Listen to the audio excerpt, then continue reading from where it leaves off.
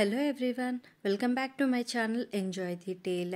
ఇవాళ నేను ఎక్స్ప్లెయిన్ చేయబోతున్న మూవీ పేరు హిసాబ్ బరాబర్. ఒక బ్యాంక్ సామాన్యులను మోసం చేసి ఎలా డబ్బు సంపాదించింది, ఇంకా ఆ బ్యాంక్ని సామాన్యుడైన హీరో ఎలా ఎదుర్కొన్నాడనేదే ఈ మూవీ. చాలా మంచి కాన్సెప్ట్ అండి. సో వీడియో ఎండ్ వరకు చూడండి.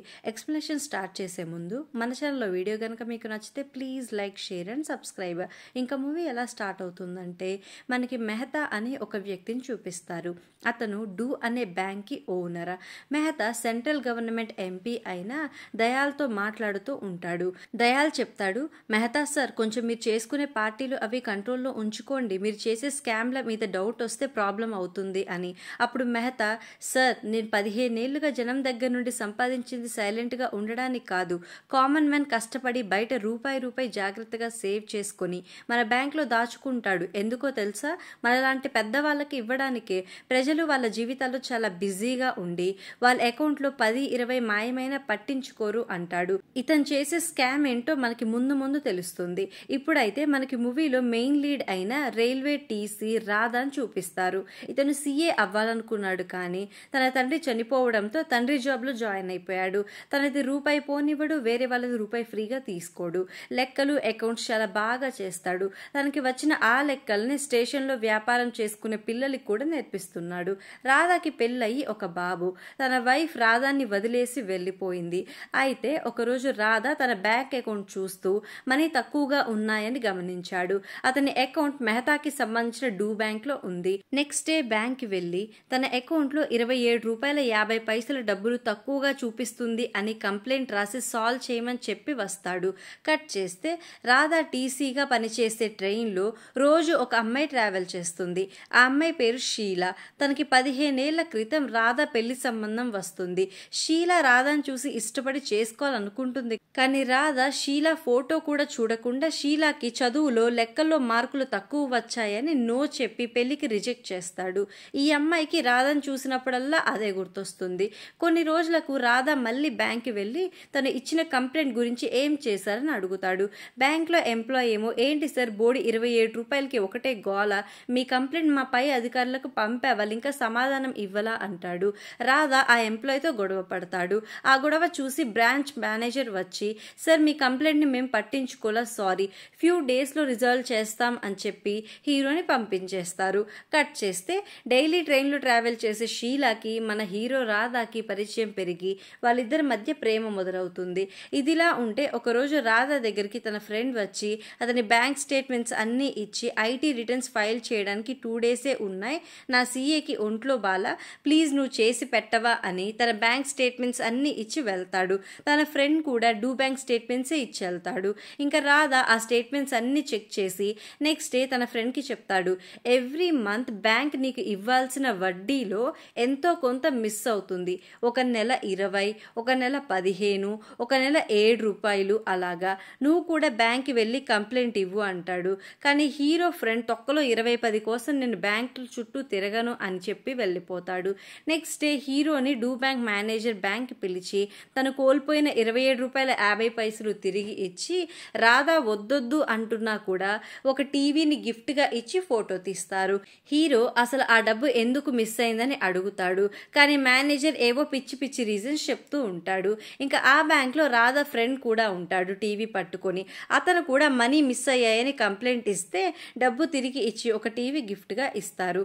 నెక్స్ట్ సీన్లో రాధా ఒక కాఫీ షాప్లో తన ఫ్రెండ్ అండ్ కొలీగ్స్తో కూర్చొని ఉంటాడు. హీరోకి ఏంటంటే అనుమానంగా ఉంటుంది, మనకి టీవీ ఇచ్చారంటే వాళ్ళు ఏది ఆశించకుండా ఏం ఇవ్వరు, ఇందులో ఏదో తేడా ఉంది అని. తన ఫ్రెండ్ అండ్ కొలీగ్స్కి డూ బ్యాంక్లో జరుగుతున్న స్కామ్ ఏంటో చెప్తాడు. జనరల్గా మన మనీ బ్యాంక్ అకౌంట్లో ఉంటే మనకి బ్యాంక్ ఇంట్రెస్ట్ పే చేస్తుంది ఎవ్రీ మంత్.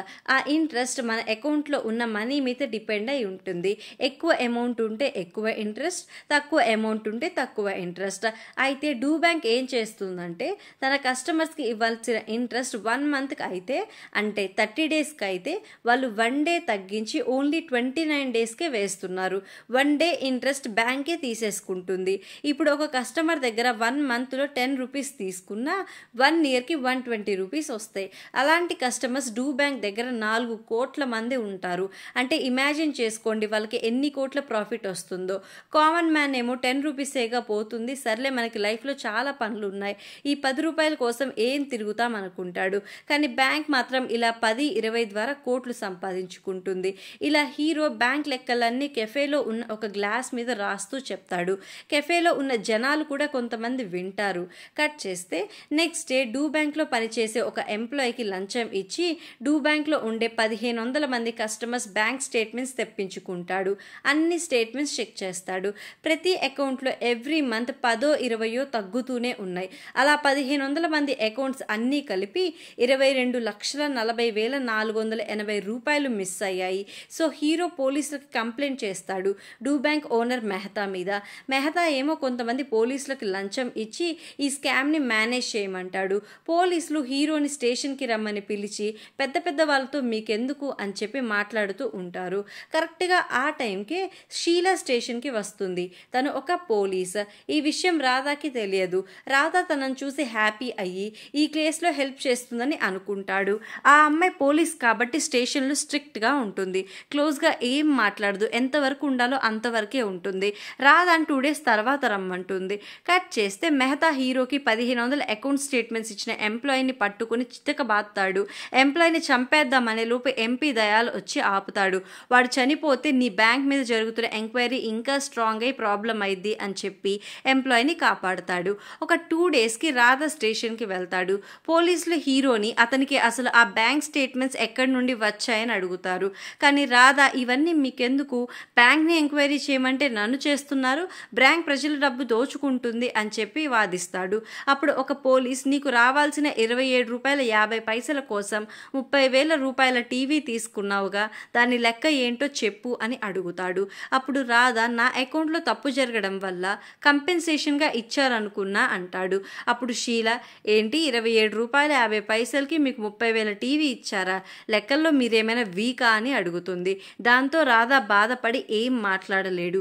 ఈ స్టేట్మెంట్స్ ఎలా వచ్చాయో రేపటికల్లా చెప్పమని రాధాని పంపించేస్తారు. రాధా వెళ్ళిపోగానే డూ బ్యాంక్ మేనేజర్ బ్యాంక్లో ఒరిజినల్ స్టేట్మెంట్స్ తీసుకొస్తాడు. చూసుకోండి మా బ్యాంక్లో ఏ స్కామ్ జరగలేదు అని. కట్ చేస్తే నెక్స్ట్ డే రాధా పోలీస్ స్టేషన్కి వెళ్తే పోలీస్ వాళ్ళు చెప్తారు మీరు మాకు ఇచ్చిన స్టేట్మెంట్స్ ఇంకా బ్యాంక్ వాళ్ళు ఇచ్చిన స్టేట్మెంట్స్ మ్యాచ్ అవ్వట్లేదు అని. అప్పుడు రాధా సరే ఎవరి అకౌంట్లో అయితే మనీ పోయాయో వాళ్ళ దగ్గర కూడా స్టేట్మెంట్స్ ఉంటాయిగా, వాళ్ళకి కాల్ చేసి అడగండి, వాళ్ళ దగ్గర ఉన్న స్టేట్మెంట్స్ని నేను కానీ బ్యాంక్ కానీ మార్చలేముగా అని చెప్పి వెళ్ళిపోతాడు. అకౌంట్ హోల్డర్స్కి కాల్ చేస్తే కొంతమంది స్టేట్మెంట్స్ ఇస్తారు. వాటిని షీలా క్యాల్కులేట్ చేసి ఫైల్లో పెడుతుంది. ఆ ఫైల్ రాధా చూసి మీరు లెక్కలు సరిగ్గా చేయలా, అకౌంట్స్లో వీక్ అయితే ఎందుకు ఇవన్నీ చేస్తున్నారు అంటాడు. అప్పుడు షీలా ఒకప్పుడు మీరు లెక్కల్లో మార్కులు తగ్గాయి అని ఒక అమ్మాయిని రిజెక్ట్ చేశారు, ఇప్పుడు అదే అమ్మాయి మీ లెక్కలన్నీ సరిచేస్తుంది, లెక్కలు రాకపోవడం వల్ల ఏ మనిషి విలువ తగ్గిపోదు, నేను అన్నీ కరెక్ట్గానే చేస్తున్నాను, మీ పని మీరు చేసుకోండి అంటుంది. షీలా ఈ స్కామ్ మీద అకౌంట్స్ అన్నీ చూసి క్యాల్కులేట్ చేసి ఒక రిపోర్ట్ తయారు చేసి తన హయ్యర్ అఫీషియల్కి ఇస్తుంది. హయ్యర్ అఫీషియల్ షీలాని క్రైమ్ డిపార్ట్మెంట్ నుండి ట్రాఫిక్ డిపార్ట్మెంట్కి మారుస్తాడు. తనని మార్చమని షీలా ఎప్పటి నుండో అడుగుతుంది. సో ఇప్పుడు చేంజ్ చేశారు. కట్ చేస్తే కోర్టులో సీన్ ఓపెన్ అవుతుంది. జడ్జ్ అంటాడు పోలీసులు తయారు చేసిన రిపోర్ట్ ప్రకారం ఒక 30 మంది బ్యాంక్ స్టేట్మెంట్స్ చెక్ చేస్తే ఏ ప్రాబ్లం లేదని ప్రూవ్ అయింది అంటాడు. రాధా ఏమో ఎక్కడో తప్పు జరిగింది, అకౌంట్స్ బాగా తెలిసిన వాళ్ళతో విచారణ చేపించమంటాడు. కానీ జడ్జ్ హీరో మాటలు పట్టించుకోకుండా కేసు కొట్టేస్తాడు. కోర్ట్ బయట హీరోని మెహతా కలిసి నువ్వెందుకు ఇంత కష్టపడి జనం కోసం ఫైట్ చేస్తున్నావు, నీకేం పెద్ద నష్టం జరగలేదుగా, ఇప్పుడు నువ్వు ఏ జనం కోసం పోరాడుతున్నావో వాళ్ళు నీ కోసం తిరిగి ఏం చేయరు, సో నీ పని నువ్వు చేసుకో అని వార్నింగ్ ఇస్తాడు. షీలాకి కేసు కొట్టేశారని తెలిసి తన హయ్యర్ అఫీషియల్ని కలిసి సార్ అతను కంప్లైంట్ కరెక్టే, నేను చెక్ చేసిన అకౌంట్లో స్కామ్ జరిగింది, రిపోర్ట్స్ కూడా స్కామ్ జరిగినట్టే ఇచ్చాను, మీరెందుకు రిపోర్ట్స్ చేంజ్ చేశారని అడుగుతుంది.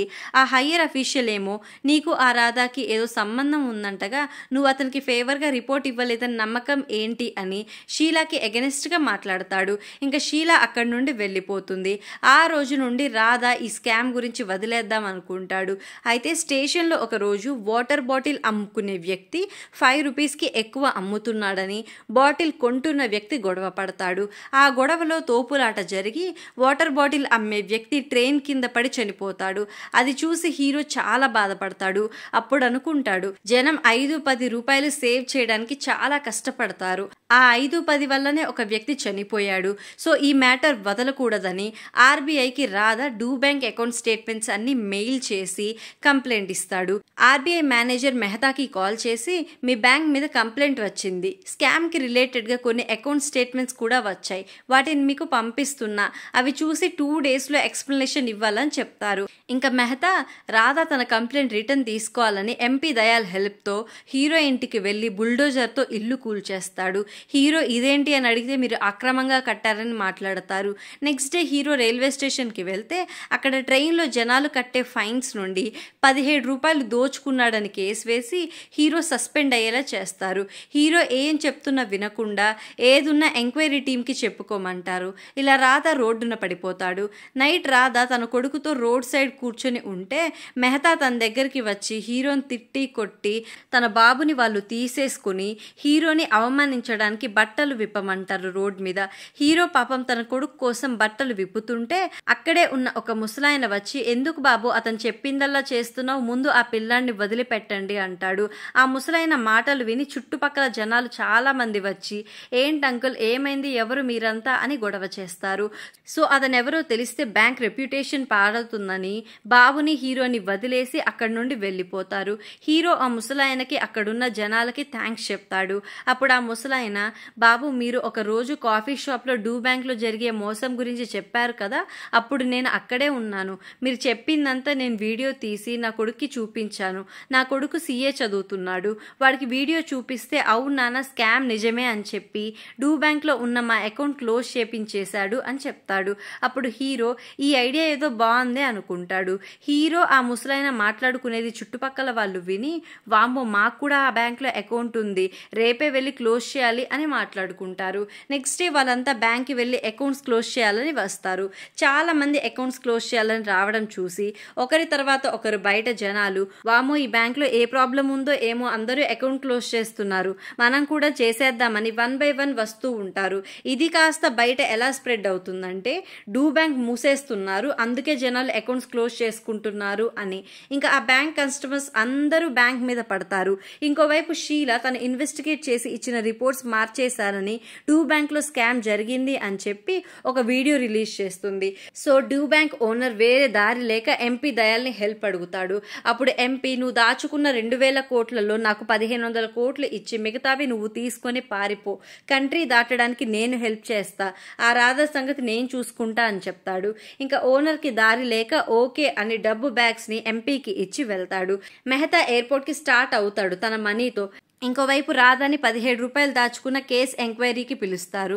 రాధా తను కలెక్ట్ చేసిన ప్రతి అమౌంట్ రోజు రిపోర్ట్ రాసుకుని దాచుకుంటాడు. సో అవన్నీ సబ్మిట్ చేసి అతను ఏ నేరం చేయలేదని నిరూపించుకుంటాడు. ఎంపీ హెల్ప్ ద్వారా డూ బ్యాంక్ ఓనర్ ఫ్లైట్ ఎక్కుతాడు. కానీ సడన్ గా ఎయిర్పోర్ట్ సెక్యూరిటీ వచ్చి మీ బ్యాగ్స్ లో ఏముంది అని మెహతాని ఫ్లైట్ దించుతారు. అతని బ్యాగ్ చెక్ చేస్తే అందులో పేడ ఉంటుంది. అతని మనీ బ్యాగ్స్ ని డూ బ్యాంక్ స్కామ్ బాధితులు పేడ బ్యాగ్స్ తో ఎయిర్పోర్ట్ లో మార్చేస్తారు.